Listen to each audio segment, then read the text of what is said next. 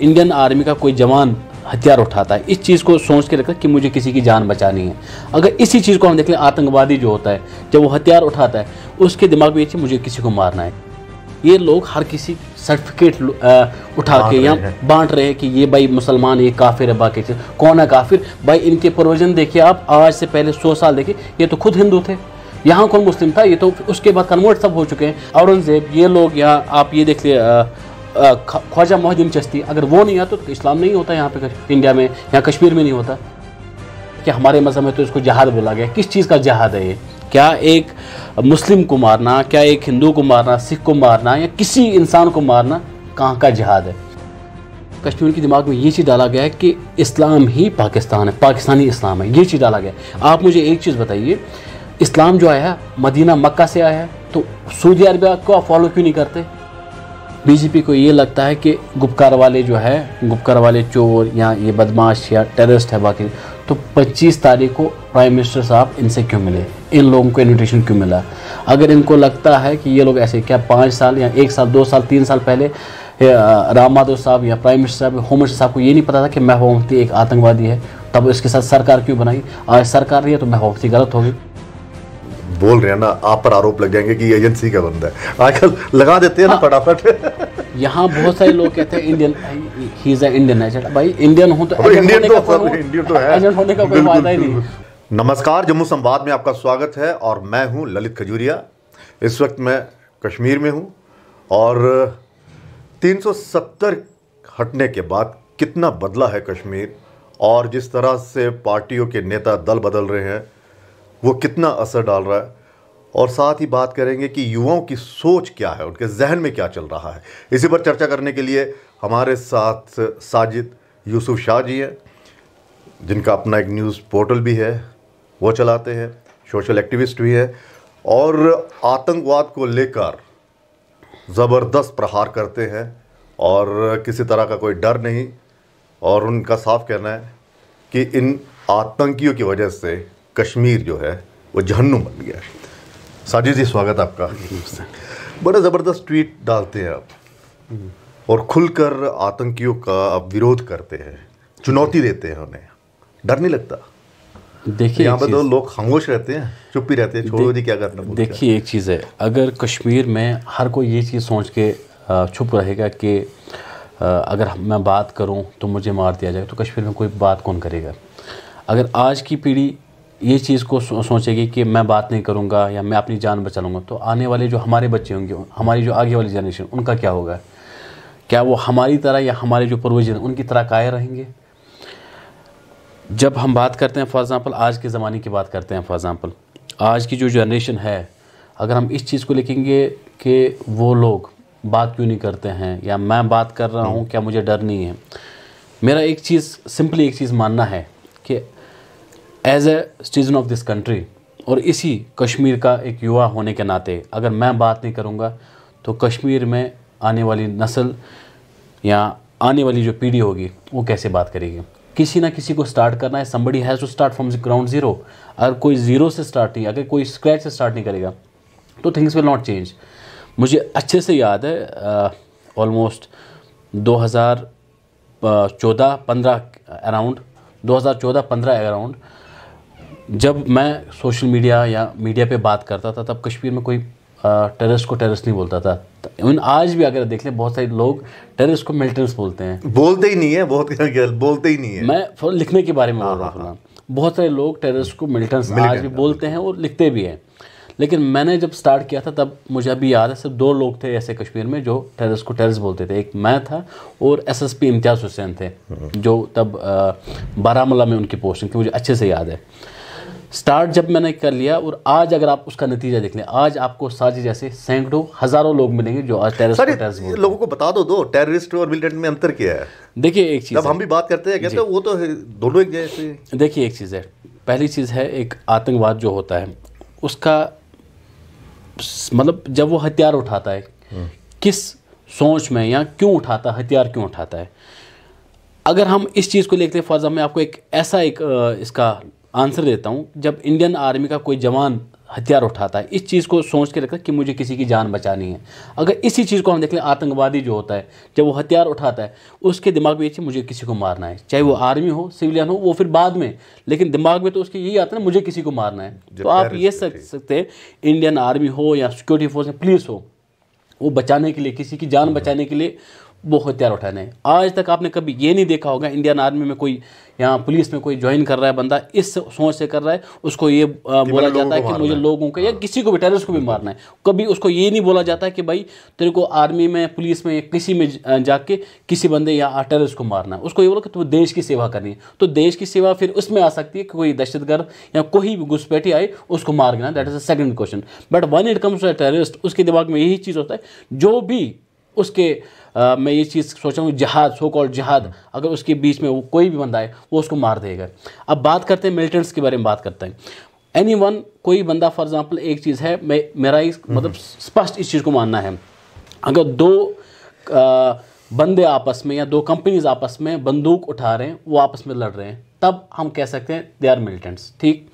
अब कोई सिविलियन है फॉर एग्जांपल, एक चीज़, किसी बिजनेसमैन हो, कोई पॉलिटिकल, आपका फॉर एग्जांपल मेरी सोच दर आपके साथ मिल नहीं रही है, हाउ कैन यू से कि एक चीज़ ये तो कत्ल वाजिब है, ये कैसे आपके मज़हब में ये सोच सकते कि हमारे मज़हब में तो इसको जिहाद बोला गया। किस चीज़ का जिहाद है ये? क्या एक मुस्लिम को मारना, क्या एक हिंदू को मारना, सिख को मारना, या किसी इंसान को मारना, कहाँ का जिहाद है? पहली चीज़, इन लोगों को ये चीज़ नहीं पता है जिहाद का मीनिंग क्या है। मैं हर बार इनको कहता हूँ कि ये जो आतंकवादी है, इनकी जो जहादी माइंडसेट है, ये लोग सिर्फ इस चीज़ को है इनकी वजह से कि इनका धर्म भी, पहली चीज़ इनका धर्म भी ये चीज़ हो गया है, बदनाम हो गया इनकी वजह से। आज लोग अगर किसी को, मैं मुस्लिम होने के नाते मुझे लगता है कि आज कहीं भी बोलूँ, मुझे कतराते हैं इंसान ये बोलने से कि मैं कश्मीरी हूँ या एक मैं मुसलमान हूँ, क्योंकि इन लोगों की वजह से, और हमारी जो कायरता है, हमारी जो साइलेंस है, उस चीज़ को वो उस चीज़ को जस्टिफाई करते हैं। अब ये ज़रूरी नहीं है कि एक दहशतगर्द, फॉर एग्जाम्पल एक आतंकवादी जो है वो वेपन उठा के किसी को मार रहा है, मेरी ये सोच है, जो बंदा उस चीज़ को जस्टिफाई करता है वो भी एक आतंकवादी है। जो बंदा किसी की किलिंग पे सिलेक्टिव कंडम जो करता रहता है किसी की किलिंग, अगर पार की गोली से मरे तो वो कहता है वो तो जिहाद है, वो तो कत्ल वाजिब है। इंडियन आर्मी, सिविलियन या सिक्योरिटी फोर्स की कोई गोली से मरे, वो तो हराम है उस चीज़ पे। अगर हमें इतना ही शौक है, इतना ही चीज़ है, अगर हम जस्टिफाई करते हैं किसी की किलिंग के कि अगर पाकिस्तान की गोली से मरे, ये तो ठीक है, इसने कुछ ना कुछ ज़रूर कुछ गलत किया होगा, उसी चीज़ के कारण में मुझे लगता है कि वो बंदा जो इस चीज़ को जस्टिफाई, वो भी एक आतंकवादी है। आतंकवादी यही नहीं है कि जिसके हाथ में एक हथियार हो, आतंकवादी दिमाग से भी हो सकता है। खामोशी की जो बात कर रहे हैं आप, खामोशी 90 के दौरान जब हमने देखा कि यहाँ पर आतंक का जो एक साया था और अपने पैर पसार चुका था, ठीक है, यहाँ पर बाकायदा कश्मीरी पंडितों को अपना घर छोड़ना पड़ा, उस दौरान भी खामोशी थी। आज भी जो हम देख रहे हैं एक टारगेट किलिंग हो रही है, इस पर भी ये खामोशी है। ये खामोशी किस कारण है? खौफ की वजह से, या फिर जो आप कह रहे हो कि उसमें सहमति, अगर वो खामोश, अगर वो विरोध नहीं करते हैं तो फिर ये खामोशी समर्थन के रूप में देखी जाएगी कि आप भी आतंकियों के समर्थन में हैं? मैं आपको इस चीज़ का ये चीज़ बता देता हूँ कि आपने कहा कि ये क्या डर है क्या, आप मुझे एक चीज़ बताइए, महबूबा मुफ्ती के पास Z+ कैटेगरी है, वो आतंकवाद को आतंकवाद क्यों नहीं बोलते? उसको किस चीज़ का डर है? उमर अब्दुल्ला फारूक Z+ में आते हैं, वो आतंकवाद को आतंकवाद क्यों नहीं खुल के बोलते हैं? वो कभी कभार कहते हैं कि कन्फ्लिक्ट ने इन लोगों की यहाँ की जानें ले ली। वो कभी आपको ये नहीं बताएंगे कि पाकिस्तान स्पॉन्सर टेररिस्ट ने ये सब चीज़ नहीं की। क्या उनको किस चीज़ का डर है? वो तो बड़े बड़े महलों में रह रहे हैं, गुपकार में रह रहे हैं, फेयर में रह रहे हैं, उनको किस चीज़ का डर है? ये कायरता है। अगर आप अभी 90s के बारे में बात करती, 90s में अगर आपने देखा होगा, इन जिहादियों ने पाकिस्तान स्पॉन्सर टेररिस्ट और यहाँ के जो लोग थे, मैं इतना कहूँगा तब मैं पैदा नहीं हुआ था, अगर तब का जो हुआ था 90s में जो इंसिडेंट हुआ, अगर आज तब का जो इंसिडेंट हुआ और आज मुझ पर ब्लेम कर, मैं इस चीज़ को मानने के लिए था, क्योंकि तब मैं पैदा नहीं हुआ और आज मैं पैदा हुआ। अगर मैं आज छुप करके बैठा हूँ, देन आई एम अकाउंटेबल, मैं आपके क्वेश्चंस का या हर किसी चीज़ का मैं आंसर दे सकता हूँ। और दूसरी चीज़ है, 90s में जो भी हुआ था, जिन लोगों ने उस चीज़ को फर्ज सपोर्ट किया, ऐसा नहीं है कुछ लोग ये कहते हैं कि वो तो आतंकवाद थे। भाई एक चीज़, आतंकवाद आए थे, लेकिन जगह किसने दी उनको? हमारे जैसे लोगों ने दी उनको जगह, यहाँ के लोगों ने दी। अनटिल एंड अनलेस जब यहाँ के लोग ये डिसाइड कर ले कि हमें आतंकवाद को निकालना है। पंजाब में आतंकवाद कैसे खत्म हुआ? जब तक वहाँ के लोगों ने डिसाइड किया कि हमने ये ख़त्म किया। KPS गिल बाद में, वहाँ के CM बाद में, जब वहाँ के लोगों ने ये निर्णय किया कि हम आतंकवाद को ख़त्म कर लेंगे। यहाँ के लोगों की मतलब कि ये इच्छा है, मानसिकता बदलनी पड़ेगी ना। वो सही बात है। मतलब मैं आपको ये चीज़ बता दूँ, जब अनटिल एंड अनलेस यहाँ के लोग ये चीज़ नहीं सोचे कि हमें आतंकवाद को बढ़ोतरी नहीं देनी है कश्मीर में, या हमें आतंकवाद का जो जड़ है ये वायरस है हमें कश्मीर से निकालना है, तब आतंकवाद खत्म होगा। इंडियन आर्मी कितनी भी 70,000 आए, 70 लाख हैं, 70 करोड़ आए, कोई फर्क नहीं पड़ेगा। बट जब तक यहाँ के लोग ये डिसाइड नहीं करेंगे आतंकवाद का हमेशा, तो एक बदलाव कैसे लाएगा? आप जैसे युवा जो है, आप खुद मुझे लगता है कि इस आतंकवाद के पीड़ित रह चुके हैं। आपकी माता जी, आपके अंकल जी, दहशतगर्दों ने, आतंकियों ने उनको कत्ल कर दिए थे, और आप बेहतर इन चीज़ों को समझते हैं। आपको कैसे मतलब किस तरह से आपको लगता है कि ये बदलाव किस तरह से आएगा? क्योंकि पढ़े लिखे युवा भी इस और बढ़ रहे हैं, इस आतंक को बढ़ावा देने में भी मदद कर रहे हैं, या फिर आतंकवादी भी बन रहे हैं। देखिए एक चीज़ है, आपने बहुत सारे ऐसे लोगों को, यहाँ हमारी जो सियासी पार्टियां हैं उनको ये चीज़ सुनते हुआ कि कश्मीर को गले लगाना है, आप कश्मीर को गले लगाइए। फिर चीज़ 30 साल से तो इंडिया गवर्नमेंट तो गले लगा रही थी, क्या मिला लास्ट में उनको? 30 साल से ये लोग गले मिल रहे थे, 30 साल से ये कर रहे थे काम। जम्मू का कश्मीर का मुसलमान पत्थर मारे, नुकसान जम्मू के बंदे को भुगतना पड़ता था, लद्दाख के बंदे को भुगतना पड़ा, गलतियां हमारी भुगतना जम्मू को भुगतना पड़ता था। क्योंकि एक चीज़ है, ये लोग यहाँ सोचते हैं कि फॉर एग्जांपल एक चीज़ है, यहाँ के जो लोग हैं फॉर एग्जांपल ये आतंकवाद बाकी चीज़ से, फॉर एग्जांपल एक चीज़, जब तक वो खुद डिसाइड नहीं करेंगे हमें आतंकवाद से दूर भागना, तब तक things will not change. But मेरा एक चीज़ सोचता है, फॉर एग्जांपल एक चीज़, until and unless we will not divide terrorism from the religion. मैं हर बार ये चीज़ कहता हूँ, और ये चीज़ आपके चैनल के माध्यम से भी बोलता हूँ, हर बार बोलता हूँ। मुझे लगता है कि मुनासिब नहीं होगा, कहीं किसी ने बोला, लेकिन मैं बोलता हूँ अनटिल एंड अनलेस जब तक हम इस्लाम को पाकिस्तान से अलग नहीं करेंगे, थिंग्स विल नॉट चेंज। लोगों के दिमाग में ये चीज़ डाला गया है कि भाई तो सबसे बड़ा ठेकेदार बना हुआ ना, लोगों के दिमाग में, कश्मीर के दिमाग में ये चीज़ डाला गया है कि इस्लाम ही पाकिस्तान है, पाकिस्तानी इस्लाम है, ये चीज़ डाला गया है। आप मुझे एक चीज़ बताइए, इस्लाम जो आया है मदीना मक्का से आया है, तो सऊदी अरबिया को आप फॉलो क्यों नहीं करते? तो लोग यहाँ पाकिस्तान को फॉलो क्यों करते हैं? यहाँ लोग ये करते हैं काम, एक से बहुत सारी चीज़ों पे बात करते हैं, ये कहते हैं कि फॉर एग्जांपल ये यूएस में या क्या बोलते हैं दुबई, यहाँ ये कहते हैं सऊदी के बारे में बात करते हैं। ये खुद को क्या मतलब इस्लाम के ठेकेदार समझते हैं कि भाई एक चीज़, इस्लाम सिर्फ कश्मीर में है, पाकिस्तान में है, दुबई में नहीं है क्या, वो मुसलमान नहीं है क्या? ये लोग हर किसी सर्टिफिकेट उठा के यहाँ बांट रहे हैं कि ये भाई मुसलमान, ये काफिर है, बाकी चीज़। कौन है काफिर? भाई इनके प्रोविजन देखिए आप, आज से पहले 100 साल देखिए, ये तो खुद हिंदू थे, यहाँ कौन मुस्लिम था? ये तो उसके बाद कन्वर्ट सब हो चुके हैं। आप आज भी इनके सारा देखिए, दार देखिए, दार ही था पहले, और कौन सा था? ये जितने भी लोग थे ये तो कन्वर्टेड मुस्लिम है। ये कौन सा, यहाँ का कौन सा मुस्लिम था? आप मुझे एक भी बताइए जो बंदा कहकर मैं मुस्लिम था। यहाँ पे सब कन्वर्टेड थे इससे पहले। आप जब तक औरंगज़ेब ये लोग, यहाँ आप ये देख लिए ख्वाजा मोहद्दीन चिश्ती, अगर वो नहीं आता तो इस्लाम नहीं होता यहाँ पे इंडिया में, यहाँ कश्मीर में नहीं होता। ये तो हमारे जो यहाँ पे सूफी सेंट्स है उनकी वजह से इस्लाम फैला, तब आज मैं खुद को मुसलमान बोल रहा हूँ। हमारे जो थे पूर्वज वो तो हिंदूज थे। आज हम बताएंगे कि नहीं हम शंकराचार्य को नहीं मानेंगे, भाई किस मान, ये तो this is the land of Shiva. आज कोई बताएगा कि ये सब चीज़ें नाटक करेगा कि नहीं भाई एक चीज़, ये तो मुसलमानों की जगह है। कौन सी मुसलमानों की जगह है? ये जितना हक है कश्मीरी पंडित्स का है, कश्मीरी मुस्लिम का है, कश्मीर सिख्स का है, कश्मीरी हिंदूज का भी, मतलब हर किसी का तो है सेम ही। हम तो पहले हिंदूज ही थे, हम तो कन्वर्ट हो के आए इसमें। मतलब ये लोगों के जहन में ये डाला जा रहा है, मतलब पाकिस्तान की ये जो सोच है। लेकिन आपको लगता है कि लोगों को भी तो अब सोचना चाहिए ना, पब्लिक को भी तो सोचना चाहिए कि हम क्यों उनके बहकावे में आ रहे हैं? आपको क्या लगता है, वाकई यहाँ पर बहुत कत्लो गैरत हुआ है क्या, कि ये जो सोच रहे हैं कि नहीं जी मुस्लिम्स जो हैं वो खतरे में है जी कश्मीर के? आप कितने खतरे में? मैं आपको आंसर देता हूँ, एक चीज़ मैं आपको आंसर देता हूँ इसकी। आप यहाँ मतलब मोस्ट ऑफ द पीपल, मैंने एक चीज़ ज़बान सुनी है कि कश्मीर में इवन बहुत सारे ऐसे आतंकवादी जो यहाँ पकड़े गए, उनके मुंह से एक चीज़ सवाल मतलब मिला कि जब हम पाकिस्तान से भेजे गए, हमें ये बोला गया कि कश्मीर में इंडियन आर्मी खुलेआम रेप कर रहा है। यहाँ पे ये बोला गया कि यहाँ पे अजानें नहीं हो रही है, यहाँ पे मस्जिदों में लॉक लगा। मैं कह रहा हूँ, जब वो पकड़े गए उनसे ये चीज़, अब बताओ आपने क्या देखा? उनका ये चीज़ था हमसे तो धोखा हुआ था। उन लोगों ने जो बोला यहाँ तो टोटल डिफरेंट है, यहाँ तो लोग एंजॉय करें, यहाँ तो कोई फ़र्क ही नहीं पड़ता है लोगों को, यहाँ तो लोग बाकी जितने भी कंट्रीज़ हैं वहाँ की तरह एंजॉय करते हैं, उनके पास ज़्यादा फ्रीडम है। आप मुझे एक चीज़ बताइए, कल के डेट में फॉर एग्जांपल मुझे आप ये चीज़ बताइए, मुझे लगता है सबसे ज़्यादा अगर किसी के पास फ्रीडम ऑफ ये है स्पीच है, कश्मीरियों के पास है। कश्मीरी पाकिस्तान कि फ्लैग भी लहराएगा, वो स्कॉलरशिप भी मांगेगा, वो पर्क्स एंड प्रिविलेज भी गवर्नमेंट ऑफ इंडिया से मांगेगा, चावल भी मांगेगा और फ्री के पैसे भी उसको चाहिए, और हर किसी चीज़ में चाहिए, और फिर अगेंस्ट भी बोलेगा। यही चीज़ है, जिससे मैंने ये कहा ना हिपोक्रेसी, इनके जो है ब्लड में हिपोक्रेसी है, क्योंकि ये चाहते हैं कि फॉर एग्जांपल एक चीज़ सब कुछ हमें फ्री में मिले, लेकिन एक चीज़ है हमारा हिंदुस्तान के साथ कोई लेना देना, लेकिन चाहिए सब कुछ, लेकिन चाहिए सब कुछ, वो ठीक है, वो दैट इज़ हलाल, लेकिन हिंदुस्तान हम पे हराम है, ये इनके दिमाग में डाला गया है।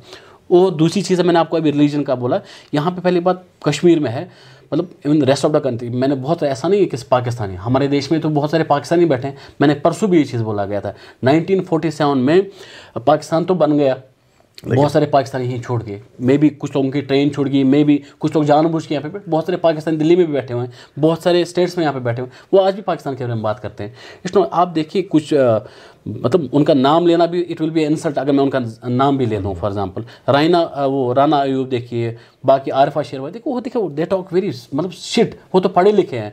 कुछ लोग ये कहते हैं कि भाई एक चीज़ है, लोग इसलिए बात क्यों, क्योंकि पढ़े लिखे नहीं, वो तो पढ़े लिखे हैं ना, तो पढ़े लिखे लोग कहते हैं ना कि पढ़े लिखे जाहिल है, वो मेरा जहादी माइंड सेट, उनके पास कुछ है नहीं।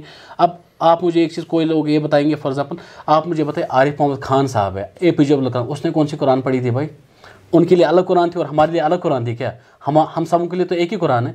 फ़र्क कितना है, कुरान को समझने के पास दिमाग होना चाहिए, जो आरिफ मोहम्मद खान साहब के पास है, लेकिन जो जिन लोगों की आप बात कर रहे हैं, जिहादियों की आप बात कर रहे हैं, वो कह रहे हैं जितना बेहतर हम समझते हैं उतना कोई समझ नहीं सकता। इसलिए तो मैं उनसे कह रहा हूँ कि एक चीज़ है, उनके लिए क्या अलग कुरान है। APJ अब्दुल कलाम आज मुझे लगता है मुस्लिम से ज़्यादा उसको हिंदूज़ क्यों पूछते हैं, वो भी तो एक मुसलमान है। आज आरिफ मोहम्मद खान साहब को मुस्लिम से ज़्यादा सबसे ज़्यादा आज कौन चाहते हैं? हिंदूज़ चाहते हैं, बिकॉज ही मतलब टॉक्स वेरी सेंस। आप उसकी बातें देखिए, वो कभी खुद को पॉलिटिशियन नहीं मानता, वो खुद को गवर्नर, वो कहता है आई एम इस्लामिक स्कॉलर। उसने पढ़ा है भाई, जिस बंदे हमने मतलब फॉर एग्जाम्पल मेरे जैसा इंसान, मैंने कभी फॉर एग्जाम्पल कुरान पढ़ा भी नहीं होगा, नमाज़ पढ़ी नहीं, मैं बड़े बड़े दर्ज दूंगा इसके लिए इस्लाम पे दर्ज दूंगा, ऐसा थोड़ी चलेगा। आप उनसे स्कॉलर से देखिए, स्कॉलर क्या है, हमारे यहाँ पे जितने भी है सूफी सेंट्स हैं, आप उनसे देखिए वो क्या बताते हैं। सर जी, अगर हम राजनीति की बात करते हैं, अब अगर डॉक्टर फारूक अब्दुल्ला की अगर हम बात करें, तो वो लगातार ये कहते हैं कि अगर यूथ ने गन उठाई है, इसके पीछे कोई मकसद है। महबूबा मुफ्ती कहती है कि आप लोगों को गले लगाइए, कश्मीरी को गले लगाइए, लेकिन उनकी जो स्टेटमेंट्स होती है वो साफ दर्शाती है कि कहीं ना कहीं वो भी इसी लाइन पे चल रही है कि अगर ये गन उठा रहे हैं, पत्थर, जिस समय पत्थरबाजी होती थी, तो इसके पीछे कोई रीज़न आ, या फिर और नेताओं की अगर हम बात करें, आपको क्या लगता है कि वाकई इसके पीछे कोई मकसद है, या राजनेताओं का मकसद है कि हमें किस तरह से अपनी पॉलिटिक्स करनी है और किस तरह से हमें सत्ता में आना है? देखिए फारूक साहब जो है, फारूक साहब एक सच्चे इंसान है। जैसे आपने कहा, फारूक साहब ये कहते हैं एक मकसद के लिए उठाते हैं। बिल्कुल उठाते हैं, मकसद के लिए उठाते हैं। मकसद ये चीज़ है, अगर फारूक साहब को ये चीज़ याद दिला दूँ आपके चैनल के माध्यम से, कि जो भी कश्मीर में हुआ है, स्टार्ट हुआ है, गन कल्चर स्टार्ट हुआ, वो तो उन्हीं के इससे हुआ है। अगर तब फारूक अब्दुल्ला साहब इलेक्शन अरेंज नहीं करते कांग्रेस के साथ मिलके, तो आज सलाहुद्दीन नहीं होता, तब मोहम्मद यूसुफ होता आज। तो मोहम्मद यूसुफ को सलाहुद्दीन बनने में तो फारूक अब्दुल्ला की मेहरबानी है, इसलिए तो लोग गन उठा रहे हैं। पहला पॉइंट उन चीज़ का है। रही महबूबा मुफ्ती के बारे में बात, महबूबा मुफ्ती आज बड़े बड़े बयाने देती रहती है कि यहाँ पे देखिए आप कश्मीरी जो है ये करते थे, जल रहा है, हाँ जल रहा है। आपको याद होगा 2016 में जब वो राजा सिंह साहब के साथ प्रेस कॉन्फ्रेंस में बैठे, वो कह रहे सर ये बच्चे मुझे क्या बोलेंगे, ये तो कल तक घास निकाल रहे थे, बच्चा क्या आर्मी कैंप में टॉफ़ी लेने गया था। जब वो लोग गद्दी पे बैठते हैं तब इनको कुछ दिखता नहीं है। ये लोग बड़ी बड़ी दावा करते हैं कि इंटरनेट बंद हो गया। जब उमर अब्दुल्ला की सरकार थी उसने तो SMS बंद करके रखा था, मुझे लगता है 5-6 साल के बाद SMS हमारा रिस्टोर हो गया था। एक SMS के लिए उनको लगता था कि इंटेलिजेंस फेलियर, या उनको लगता था कि इतना थ्रेट है सिक्योरिटी, SMS को उन लोगों ने बैन कर लिया। तो किसके बारे में बात कर ले, ये लोग जब आउट ऑफ पावर होते हैं तब ये सब बयान देते रहते हैं। और पहली चीज़ है, फारूक अब्दुल्ला साहब जब दिल्ली में होते हैं वो इंडियन होते हैं, कश्मीर आते हैं तो पाकिस्तानी प्लस चाइनीज़ बन जाते हैं। परसों तो कह रहे थे कि एक चीज़ अगर हम लेंगे तो अब तो चाइना से हम 370 लेंगे। वो कभी नहीं बताएंगे कि हम जो है अपना जो हिस्सा है जो पाकिस्तान ने गिफ्ट किया था किस चीज़ को, अक्साई चिन्ह को, हम वो वापस लेंगे। लेकिन वो चीज़ ऐसे प्रोवोकिंग स्टेटमेंट देते हैं। अगर कश्मीर में मुझे लगता है कि जो एंटी नेशनल्स या जो स्टूडेंट्स को परसों अरेस्ट किया, उससे अच्छा था इन महबूबा मुफ्ती और इन जैसे लोगों को अरेस्ट कर लेते। इन्हीं की तो फितनों की जड़ की वजह से आज ऐसे लोग बने हुए हैं। आज अगर महबूबा मुफ्ती ये बयान करती है कि क्रिकेट मैच पे यहाँ लोगों को ये करते हैं, अरेस्ट करते हैं, मुझे लगता है सबसे ज़्यादा एक चीज़ है, गवर्नमेंट को पहली महबूबा मुफ्ती के उसका जो सिक्योरिटी कवर है वो स्ट्रिप करना चाहिए। अगर उसको लगता है कि हिंदुस्तान में वो सेफ़ नहीं है, अगर उसको लगता है कि हिंदुस्तान में फॉर एग्जाम्पल फ्रीडम नहीं है, तो why she is having so much security cover of ये तो वही बात हुई मीरवाइज़ उमर साहब। मीरवाइज़ उमर साहब एक साइड से पुलिस को गाली लेते थे जब वो मस्जिद के अंदर, दो पुलिस के गार्ड्स उसके साथ मस्जिद के अंदर रहते थे।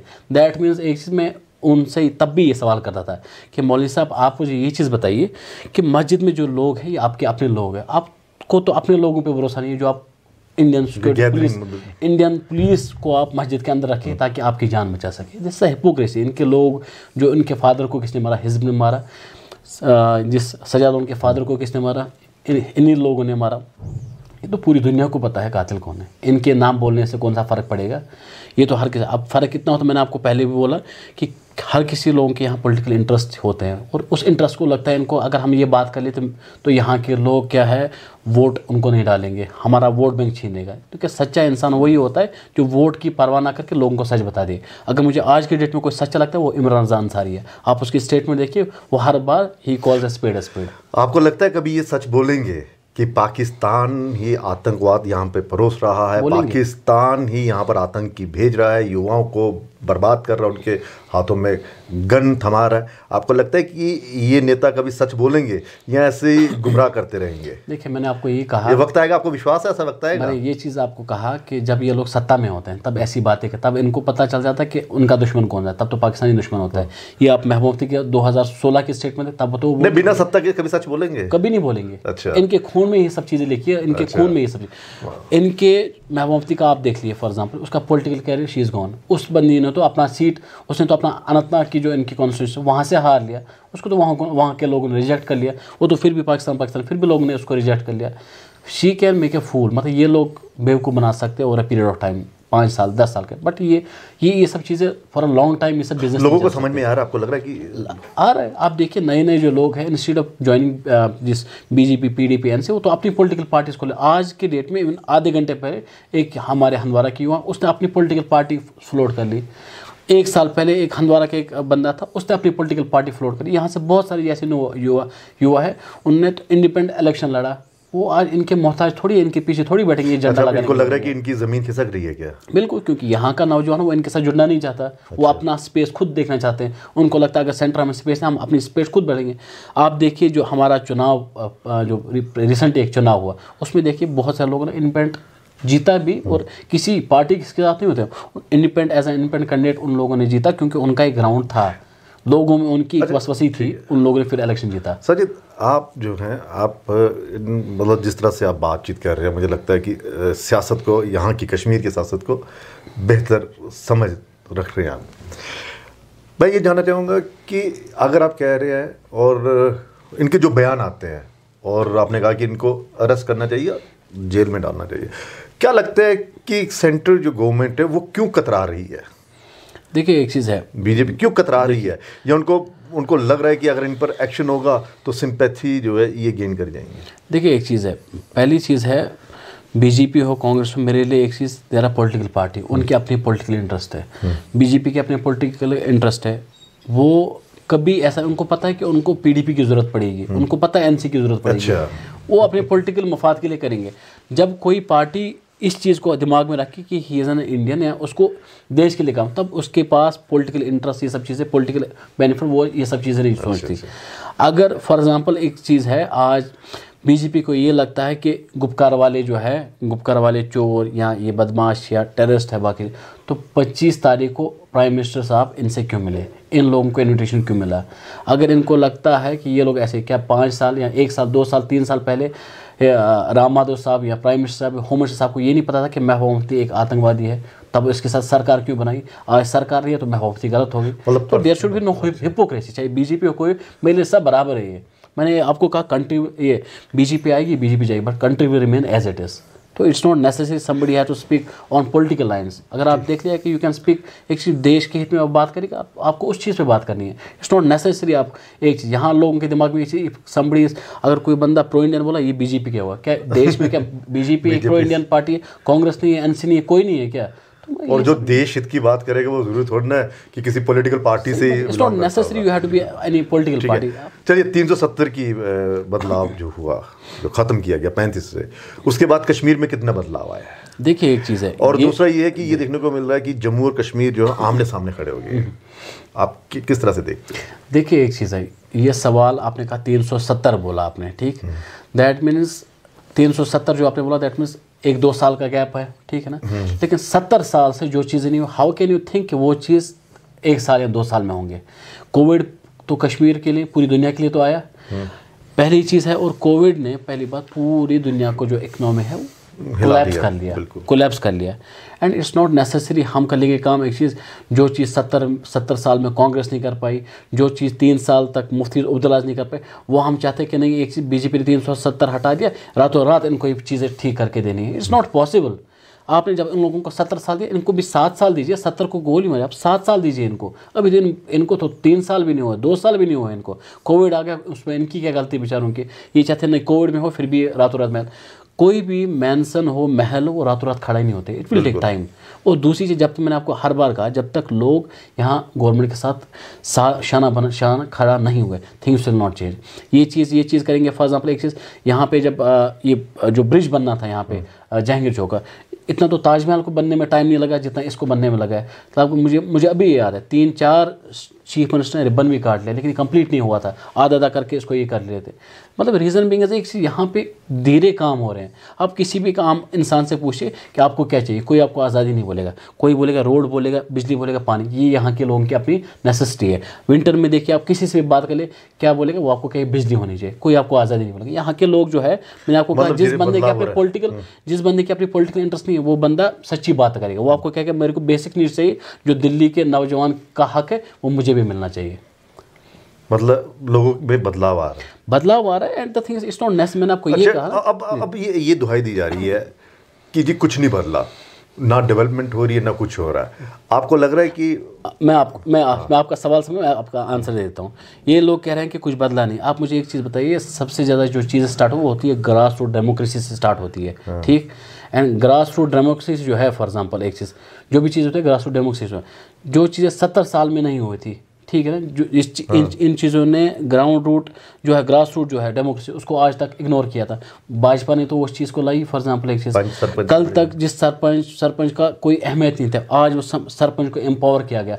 आज उसके पास 1-1 करोड़ 2-2 करोड़ का एक उसके प्रॉपर फंड आता है वो चीज़ करने के लिए। वो ये उब्दुल्लाह मुफ्ती इसको गुपकार से थोड़ी नजर आएगा कि गांव का जो है वहाँ क्या डेवलपमेंट है, आम पब्लिक को नजर आ रहा है ना। इन बंदों ने कभी मुझे लगता है प्लेन के नीचे इन लोगों ने कभी पैर रखा नहीं, गाड़ी से कभी नीचे, तो इनको कहाँ पता चलेगा डेवलपमेंट क्या हुई है। डेवलपमेंट देखिए आप गाँव में देखिए, आप किसी किसान से बात किए, आपको कोई फर्क पड़ा कि नहीं। जिस बंदे को कल तक ये नहीं पता था, फॉर एग्जाम्पल एक MLA से कोई किसी की हैसियत नहीं मिली, वो डायरेक्ट LG से मिल रहा है। आप जाके चेक कीजिए आप कितने लोग LG से मिलते हैं। जिस तरह से आप मतलब बोल रहे हैं ना, आप पर आरोप लग जाएंगे कि एजेंसी का बंदा है। आजकल लगा देते हैं ना फटाफट। यहाँ बहुत सारे लोग कहते हैं Indian, he is Indian agent. भाई इंडियन हो तो एजेंट होने का कोई फायदा ही नहीं, कोई फर्क ही नहीं पड़ता उनके। पहली चीज़ है, अगर जो लोग ये चीज़ें टैगिंग देते हैं, अगर मैं इनके इस चीज़ पे कमेंट्स पे मैं अपने देने का, तो यहाँ तो बसना ही नहीं था। मुझे कोई फर्क ही नहीं पड़ा कौन क्या बोलता, मैं जो बोलता हूँ हिंदुस्तानी है और मेरे को कोई फर्क नहीं पड़ा। अच्छा, आखिरी सवाल साजिद, ये जो एक चीज़ देखने को मिली, जो हिंदुस्तान और पाकिस्तान का मैच हुआ, और उसमें जिस तरह से इंटरव्यू से पहले आपसे बात हो रही थी, स्टूडेंट्स ने जिस तरह से सेलिब्रेट किया पाकिस्तान की जीत को, और महबूबा मुफ्ती कहती है जीत कुछ नहीं होता, जश्न मनाने में क्या है, कोई भी जीते, और ऐसा नहीं करना चाहिए जो एक्शन लिया जा रहा है। आप उसको किस तरह से देखते हैं? देखिए एक चीज़ है, मैं बताऊँगा आपको, कि जिस मुल्क में हम रह रहे हैं, हिंदुस्तानी हैं हम, और उसकी हार का हम जश्न मनाएंगे। मैं आपको एक चीज़ बताता हूँ। देखिए कुछ लोग ये कहते हैं कि उसके बाद तो पाकिस्तान का मैच तो न्यूजीलैंड के साथ भी हुआ था, हम न्यूजीलैंड के साथ, कुछ लोग ये कहते, लेकिन मैंने आपको हर बार कहा, और कुछ मतलब दिल्ली में बैठे हुए कुछ जर्नलिस्ट हैं, बाकी कुछ लोग भी ये बोल रहे थे जिससे क्रिकेट मैच। मैं कभी इंडिया पाकिस्तान के मैच को कभी क्रिकेट मैच मानता ही नहीं था।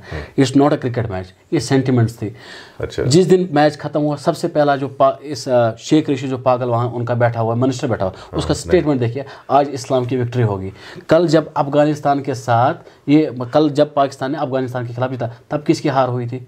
अगर इस्लाम की वहाँ पर विक्ट्री हुई है, अफगानिस्तान में तो इस्लामिक मुल्क है, तो किसकी हार हुई उस टाइम? फिर तो इनके पास कोई सेंस नहीं है। They are always linking the things with the religion कि ये रिलीजन है। अगर ये क्रिकेट मैच तो रिलीजन को बीच में करने की क्या ज़रूरत थी। और जो लोग महबूबा मुफ्ती कह रही है कि it's was just cricket match, ठीक है, अगर आपको कोई क्रिकेट का फॉर एग्जांपल आपको कोई प्लेयर अच्छी लगती है, ठीक है, आप उसको congratulation, it's not necessary you have to celebrate in a big way. और दूसरी चीज़ है, जाके अगर आप एक चीज़ देखिए, मैं आपको दिखा देता हूँ, 2016 में आई फॉरगेट हिज नेम, उस बंदे ने क्या कि वॉज विराट का फ़ैन था, उस बंदे ने कोई गलती नहीं की, ऑस्ट्रेलिया और पाकिस्तान का मैच था, उसने विराट का ये कर लिया काम, ये भारत माता की जय कि समथिंग ऐसा ही उसने बता दिया, उसको वो बंदा अभी भी जेल में सड़ रहा है। एक बंदा था, आप देखिए एक चीज़, अबू जान नाम है, तनवीर अहमद है, वो बंदा तो पाकिस्तान का फ्लैग नीचे उतार रहा था क्योंकि उसको लगा उस बंदे को आईएसआई ने गायब भी कर लिया। अरे ये किस फ्रीडम के बारे में, उनको तो अभी पता भी नहीं है उनके वहाँ पड़ोसी मुल्क में क्या चल रहा है, वहाँ तो बंदे को दिखाते ही नहीं है वो बंदा जिंदा है कि नहीं है। तो मतलब इस तरह के जो रिएक्शंस होते हैं, इस तरह के जो सेलिब्रेशंस होते हैं, आपको लगता है कि इसका असर उन लोगों पर पड़ता है जो बाहर रहते हैं? बिल्कुल होता है, बिल्कुल होता है। आप मुझे एक चीज़ बताइए, देखिए एक चीज़, फॉर एग्जांपल एक चीज़ मैंने हर बार कहा, किसी के सेंटिमेंट से ठीक है, fine, that is fine, but एक चीज़ आप ये देखिए कि अब जब सेंटिमेंट्स की बात करते हैं, कश्मीर में जब सेलिब्रेशन हुई, ठीक है, बाहर किसी ने फॉर एग्जाम्पल पाकिस्तान का फॉर एग्जाम्पल सेलिब्रेशन करी, दैट इज़ फाइन, क्योंकि ठीक है मेजॉरिटी लोग उस चीज़ से सहमत है।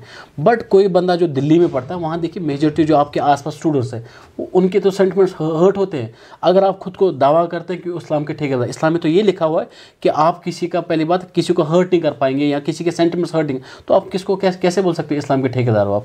ये लोग क्या करते हैं, सेलिब्रेशन करते हैं कहाँ, पंजाब में सेलिब्रेट करें, जहाँ वो माइनॉरिटी में खुद है, लेकिन मेजॉरिटी जो लोग हैं उनके सेंटिमेंट्स हर्ट करेंगे। फिर कहेंगे कश्मीर में तो फॉर आप देखिए, हिंदुस्तान में तो माइनॉरिटी सेफ है। सबसे ज़्यादा जो है आज तक एक्सप्लॉइट किया वो माइनॉरिटी के लोगों ने इंडिया में एक्सप्लॉइट कर लिया। ये चीज़ बैठ के डेमोक्रेसी इस चीज़ को लेके या for example constitution of India को इतना इन लोगों ने एक्सप्लॉइट किया, तब तक इन लोगों ने देश के दर्जा उड़ा दिए कि नहीं यहाँ देखिए एक माइनॉरिटीज हो रहा है। सबसे ज़्यादा पर्क्स एंड प्रिविलेज अगर एंजॉय करें, माइनॉरिटीज एंजॉय कर रहा है। सबसे ज़्यादा अगर फ्रीडम ऑफ स्पीच के माइनॉरिटी के पास है, लेकिन ये फिर भी खेलेंगे नहीं, माइनॉरिटी ये चीज़। आप देखिए, मैंने आपको हर बार कहा है, आप ये देखिए, छोड़िए आप हिंदू मुस्लिम छोड़िए, पाकिस्तान में तो शिया सुन्नी देखिए, सुन्नी के साथ शिया के साथ क्या होता है वहाँ पे। यहाँ तो कम से कम आपने देखा होगा, आप खुद भी आए होंगे अपने कश्मीर देखे, कितने सारे मस्जिद में देखा कर लोग जाते हुए। क्या आपने मस्जिद के बाद एक पुलिस वाला देखा जो पूरा चेक करके देख रहा है कौन बंदा अंदर गया? पाकिस्तान में तो पूरा बम डिफ्यूज़र वहाँ पे होता है, जैसे बम सिक्योर्ड होती है कि कोई बम लेके अंदर ना जाए। This is safety. चलिए, बहुत बहुत शुक्रिया साजिद, बहुत बहुत शुक्रिया। और साजिद, जिस तरह से इन्होंने कहा, आतंकियों को जिस तरह चुनौती देते हैं, और दूसरा यही है कि ये मुल्क हमारा है, हम हिंदुस्तानी हैं और इसको आगे हम ही लोगों ने ले जाना है। और यूथ के लिए ये कहना है कि आप डेवलपमेंट का हिस्सा बनिए, सरकारों पर भरोसा करिए, लेकिन यह कि जहन में वो जिहादी सोच मत लाइए जिससे अपने देश की बदनामी होती है, कश्मीर की बदनामी होती है, और उसके रिएक्शन जो है वो दूसरे राज्यों में देखने को मिलते हैं। फिलहाल इजाजत दीजिए, नमस्कार। SP Smart School announces registrations for new admissions for class 11th and 12th. Admission open till availability of seats. Visit www.spsmartschools.com.